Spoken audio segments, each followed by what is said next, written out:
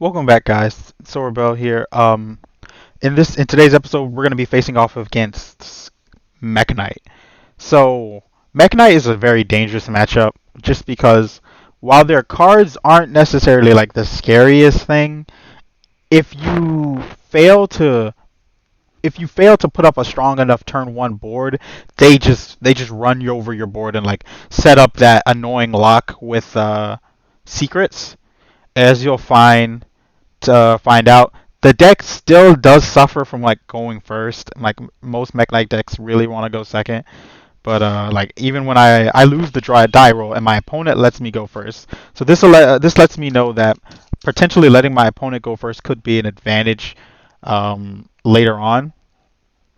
But anyways, my opponent's gonna open up with the only cards I care about are Ash Blossom and like Dark Ruler.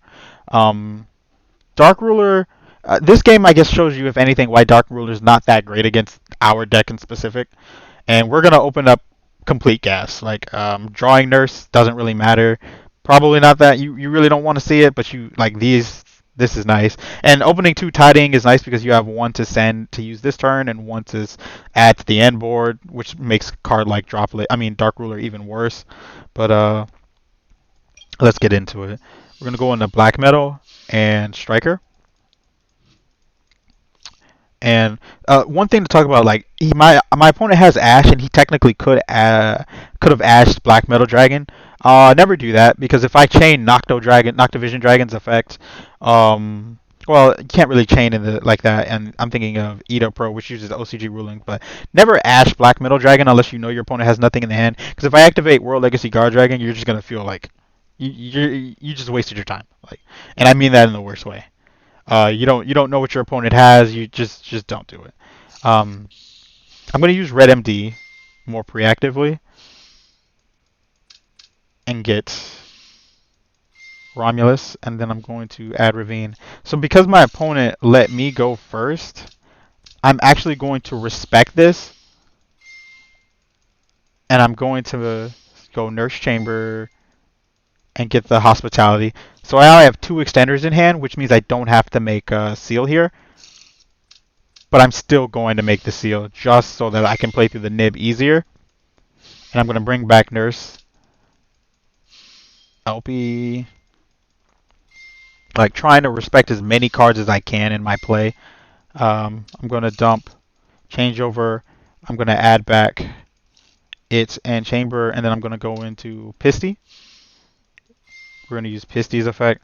My opponent elected not to ash any of what I'm doing. Curious about that. Perhaps they're saving it for seal. They believe that I can understand. So their reasoning is probably they can break my board with Dark Ruler and then use Seal Ash to stop the Seal follow up. So like I can get behind it, even if I don't agree with it. Because like you don't really care about the Seal special summon from deck. At least in a blind game one, you shouldn't. So I'm going to go into show. I summoned her in defense mode. I did it because if my opponent was playing like Lightning Storm or something like that, I didn't want to like have my Omni Negate forced out so strong, mostly because I have tidying set, so I don't have the recursion that comes from it. But yeah, I'm going to.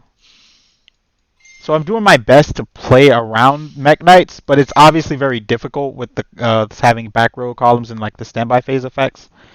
But I'm still consciously playing around Mekk-Knights. You just don't really notice it, and you'll see what I mean. So my opponent summons Blue Sky, and he searches Girsu. Girsu is not that big of a deal. He's going to get purple as well, and he's going to normal summon Girsu. Dump World Chalice, and he makes Eve. So I'm going to attempt to bounce back the Eve. This was probably a bit too premature. I didn't really know what my opponent had in hand. But it just is what it is, right? Indigo Eclipse. This card's really good. It's not a floodgate, but it's like so commonly paired with one that you just gotta like respect it. Uh, so he elects to destroy my Trishula over anything else. That was kind of surprising. Uh, and then he uses it to destroy Show. That wasn't like these destructions effects are cute. I don't think they're that great. but they're just kind of there.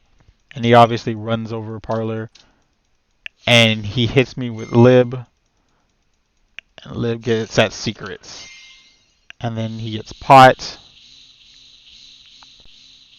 So like he's thrashed my board. He has everything he needs.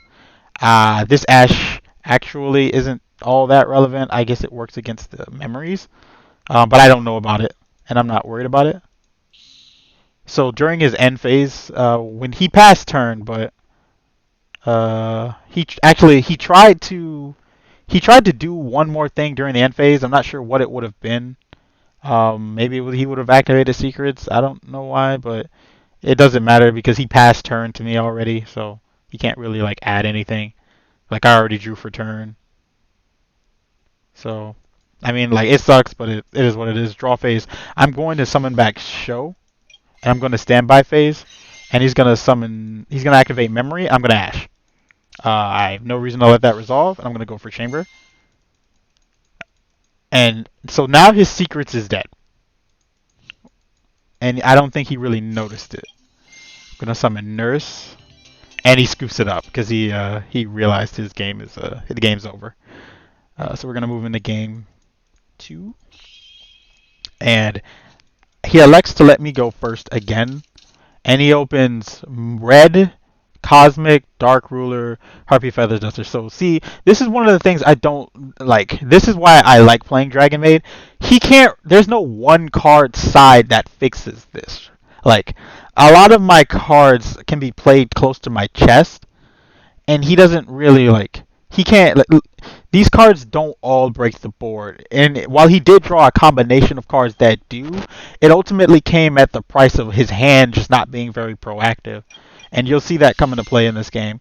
So I'm gonna normal summon Parlor, dump the Tidying, pretty much free to go as far as I want, and I'm gonna go for the full combo. Opening double Ash is never where you want to be, but it's where we are, and I'm gonna go all in black metal.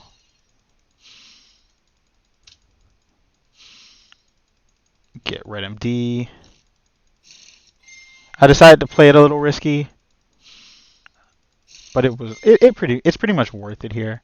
I don't know if I was prepared to go first or not, just because Mekk-Knight can technically go first with Girsu, and I knew he was on it, so I probably don't have Kowaking Miero Drago sided in for this game. But we're just gonna keep going. We're gonna get to Trishula. Get rid of an Indigo, which is nice. I don't know how many of those he's on. And then we'll get rid of Avramax just because that card's kind of a pain in the ass to deal with. And then we make Show. And I'm going to set Droplet. So we have 1, 2, 3, 4. Half of our interruption. These two will give us advantage during the standby phase. And these two are unaffected by Dark Ruler. So like our interaction is split, which is very good. Opponent he doesn't really know where to hit us. It's not going to be easy. So this should have been a tell to him that this isn't tidying, because I would never. It doesn't make a lot of sense to dump tidying and set it, because you can only use one of its effects. So I don't know how aware of that he was, but he's gonna go for the Dark Ruler, which is fine. Then he's gonna go for the Duster to get rid of the Droplet. Again, that's fine. And I'm going to Ash the Memories, and his game is over, and he's I'm gonna tribute my seal effects, get chamber effects, get the trap, and it's like battle phase tag. It's just not. So my opponent actually didn't know how the Dragon Maids work, but at the start of the battle phase, you can do literally whatever the hell you want at the start. It is their show. I can do all their effects and then tag them after summoning them. So he kind of was rushing. I can assure you, we check the log. When it should be towards the end here where I declare Nurse's effects. Here, right here, he basically swung at we got into. Let me see, where is it? Right here. Yeah, right here. He entered battle phase at 50, and at 52, he declared an attack. So he basically tried to skip through the start step of the battle phase, and like it just doesn't work like that. Like he's gonna get punished for entering the battle phase against this deck. And I'm gonna use Show's effect, and this is quite easily the end of the game. I'm gonna go to the Phoenix. He's gonna summon Fance. Uh, I'm gonna let him summon it because there's literally no reason to stop that. Um, Unicorn, not use its effect because why would I? Normal summon Chamber. I'm gonna make Access Code Talker, and it's my game, right? And 1 and 2. So what's funny here is he had a really bad draw off of Desires, but I mean it's one of the reasons I don't like playing that card. I like Prosperity so much better. I think if you could be playing Desires, you should be playing Prosperity instead. Um, Mekk-Knights, it's it's just not very consistent. It requires your opponents to do and play the game in a very telegraphed way.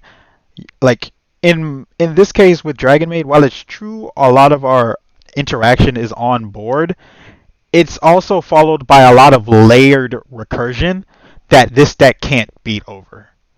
It's Mekk-Knight struggles to play through our to run through our game plan, even after getting Dark Ruler no more in both games. I don't think Show negated anything, and I still won with like relatively low difficulty, and that just speaks to the power of diversifying your interaction. Tidying is important. If you can have it, you should work to add it to your end board. Using your hand traps and your tech choices. It's just being flexible allows you to overcome decks like this that are really expecting you to just end up being Dragon Link, all monster effects, things like that, and a rather easy deck to break through with Dark Ruler no more. Um, he learned today that while that might be very good against Dragon Link, it's not very good here. Anyways, thanks for watching, guys. If you enjoyed the video, please leave a like, comment, and subscribe, and I'll see you in the next one. Have a good evening.